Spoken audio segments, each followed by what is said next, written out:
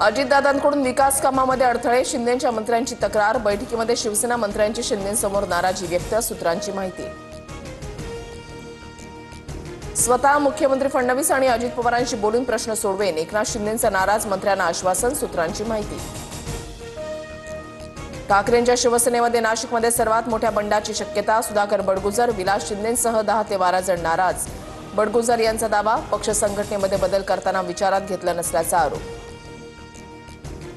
महाराष्ट्राच्या हितासाठी जर आमच्यासोबत कोणी येत असेल तर स्वागत, मग ते कोणीही असो, आम्ही त्यांना सोबत घेऊ। मनसेसोबत युती करण्यावर आदित्य ठाकरेंचा सूचक संकेत।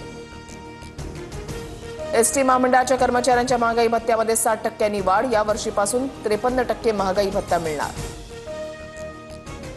15 जून पासून मान्सून पुन्हा सक्रिय होणार, शेतकऱ्यांना पेरणीची घाई न करू नये। 14 जून पर्यंत 80% भागामध्ये पाऊस उघडझाप करेल, हवामान तज्ज्ञांचं आवाहन। रॉयल चॅलेंजर्स बंगळुरूनं पहिल्यांदाच कोरलं आयपीएल ट्रॉफीवर नाव, अंतिम सामन्यामध्ये बंगळुरूचा पंजाब किंग्सवर 6 धावा राखून दणदणीत विजय।